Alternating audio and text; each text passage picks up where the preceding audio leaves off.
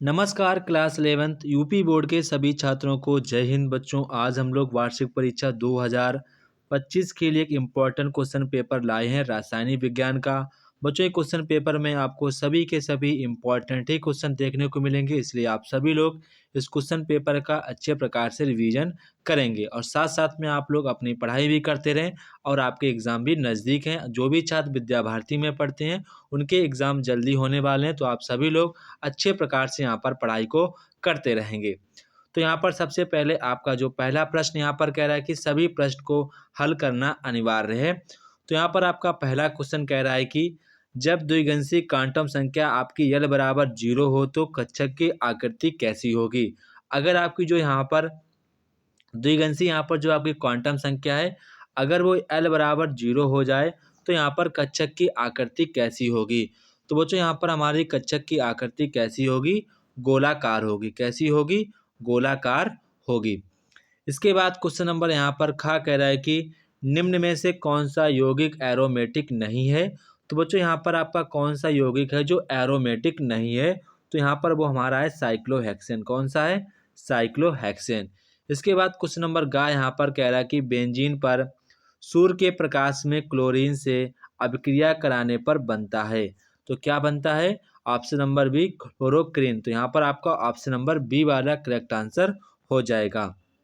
इसके बाद question number घ यहाँ पर कह रहा है कि वेग स्थिरांक ताप बढ़ाने पर कैसा, उसमें आपको क्या चेंजेस देखने को मिलते हैं। तो बच्चों, जब भी आप वेग स्थिरांक को ताप बढ़ाएंगे तो हमेशा वो बढ़ेगा, ठीक है, बढ़ेगा। इसके बाद क्वेश्चन नंबर इंग्या कह रहा है कि NH जो NH3 होती है उसकी आकृति कैसी होती है। तो बच्चों, NH3 की जो आकृति हमारी होती है पिरामिडीय होती है। कैसी होती है, पिरामिडीय होती है। इसके बाद बच्चों, यहाँ से आप लोगों के एक एक नंबर के क्वेश्चन आते हैं, इसके बाद दो दो नंबर के। बच्चों, यहाँ पर आप लोग बात ध्यान रखेंगे, जितने नंबर का क्वेश्चन हो उतना ही आपको लिखना। ऐसा नहीं है कि एक नंबर का क्वेश्चन है और यहाँ पर आप 2 पेज लिखे हुए बैठे हैं, तो इसका बच्चों कोई दायित्व नहीं बनता है। जितने नंबर का आपसे पूछा जाए उतने ही नंबर में लिखना है, वरना फिर आपका बाद में पेपर छूट सकता है। इससे आप पहले से अपने रणनीति को बनाकर चलेंगे ताकि हमको कैसा लिखना है।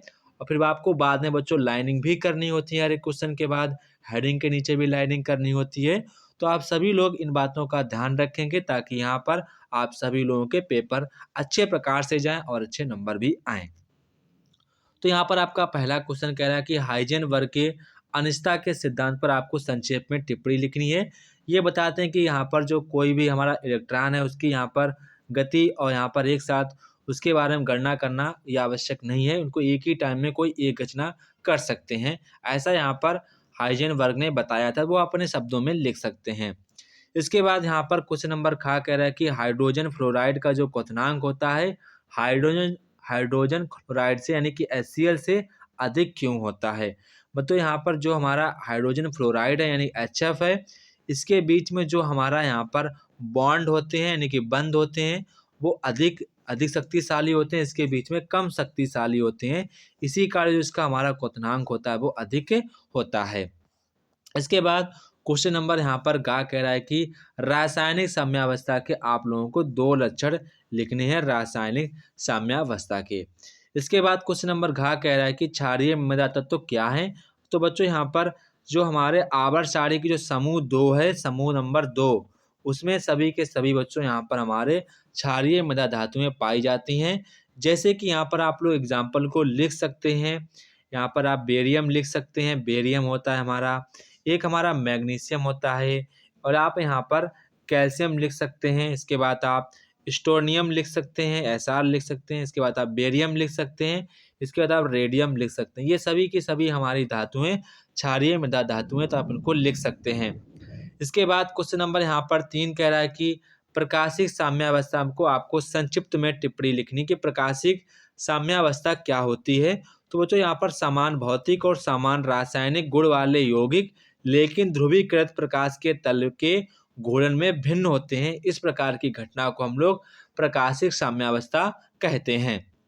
इसके बाद यहाँ पर क्वेश्चन नंबर घ कह रहा है कि सम आयनन प्रभाव से आप क्या समझते हैं? सम आयन प्रभाव से आप क्या समझते हैं? जब किसी विलयन में उपस्थित आयन की मात्रा बढ़ाई जाती है, तो उस विलयन में उपस्थित अतिरिक्त आयन अपने से विपरीत आवेश वाले आयनों से संयुक्त हो जाते हैं, ताकि आयनिक जो मल्टीप्लिकेशन का जो मान है, उत्पाद के विलेयता के बराबर बना रहे। यही क्रिया को हम लोग सम आयन प्रभाव के नाम से जानते हैं।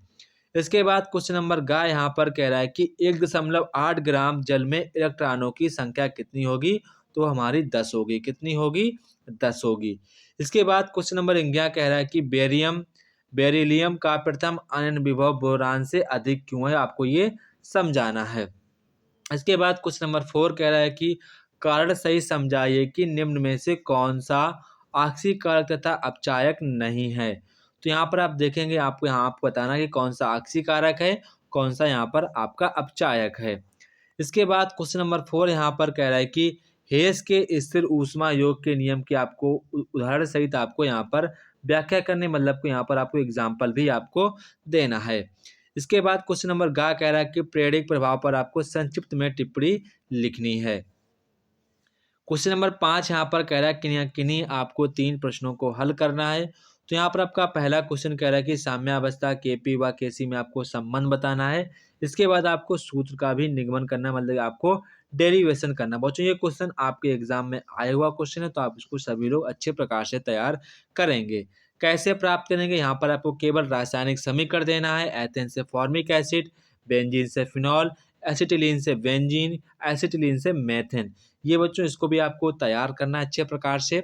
इसके बाद क्वेश्चन नंबर ग यहाँ पर कह रहा है कि इलेक्ट्रॉनों के आबंदी युग्मी एकाकी युग्म से आप क्या समझते हैं? प्रत्येक को एग्जाम्पल द्वारा आपको स्पष्ट करना है और PCl5 अणु संकरण का आपको वर्णन भी करना है। वेरी वेरी इंपॉर्टेंट क्वेश्चन है, आप इसको यहाँ पर ध्यान रखेंगे। इसके बाद क्वेश्चन नंबर घ यहाँ पर कह रहा है कि निम्न को समझाइए।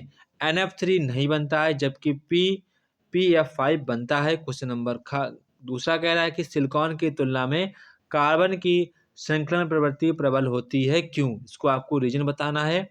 इसके बाद यहाँ पर कह रहा है कि एंथैल्पी किसे कहते हैं? आंतरिक ऊर्जा में इसका संबंध भी आपको लिखना है। इसके बाद क्वेश्चन नंबर यहाँ पर 6 कह रहा है कि निम्न को उदाहरण देकर आपको समझाना है। फ्रीडल, ये सब बच्चों आपकी सभी के सभी आपकी नेमिंग रिएक्शन है। कैसी रिएक्शन है? नेमिंग रिएक्शन है। फ्रीडल क्राफ्ट अपक्रिया किसे कहते हैं? माक्रोनिकॉप नियम किसे कहते हैं? वुड्सफील्ड अपक्रिया किसे कहते हैं? आपको नेमिंग रिएक्शन आपको करनी थी। इसके बाद यहाँ पर आपको अथवा में दिया गया है कि वी हाइड्रो हैलोजनीकरण से क्या समझते हैं? उदाहरण दीजिए। एल्किल हैलाइड के वी हाइड्रो हैलोजनीकरण की क्रियाविधि आपको वर्णन करनी है। आपका 4 नंबर का क्वेश्चन है। इसके बाद एक अकार्मिक यौगिक में C बराबर 32% है, H बराबर यहाँ पर 6.6% है, N बराबर आपका इतना है। तो इसके अपचयन से प्राथमिक अमीन प्राप्त आपको करना है। देखो जो यहाँ पर सभी के सभी थोड़े से क्वेश्चन कठिन है। अगर आप इस क्वेश्चन पेपर को सॉल्व कर लेते हैं, तो बच्चों मैं यकीन के साथ कह सकता हूं कि आप लोगों के 70 में से 60+ नंबर आने से कोई नहीं रोक सकता। इसकी मैं गारंटी भी ले सकता हूं। इसके बाद यहाँ पर क्वेश्चन नंबर यहाँ पर कह रहा है कि कार्बनिक यौगिक तथा प्राथमिक अमीन के संरचनात्मक सूत्र नाम आप लिखिए। इसके रासायनिक समीकरण भी लिखना है। अथवा में यहाँ पर आपसे कह रहा है कि क्या होता है जब कैल्शियम कार्बाइड का जल अपघटन करते हैं? टालोइन को CrO2Cl2 के साथ CH2 की उपस्थिति में अपघटित करते हैं। सोडियम बेंजोएट को सोडा लाइम के साथ गर्म करते हैं। बेंजीन को सध्रुम नाइट्रिक अम्ल के साथ सांद H2SO4 की उपस्थिति में गर्म करते हैं। तो यही आपसे यहाँ पर पूछा गया क्या होता है जब। ओनली बच्चों आपको यहाँ पर रिएक्शन ही लिखनी है, ठीक है। इसके बाद यहाँ पर क्वेश्चन कह रहा है कि 7 क्वांटम संख्याएं क्या होती हैं, उनके नाम व संकेत लिखिए। प्रत्येक क्वांटम संख्या के संभावित मान व आपको एग्जाम्पल लिखने हैं। अथवा में यहाँ पर आपसे कह रहा है कि प्रत्येक के लिए एक एग्जाम्पल लिखना है।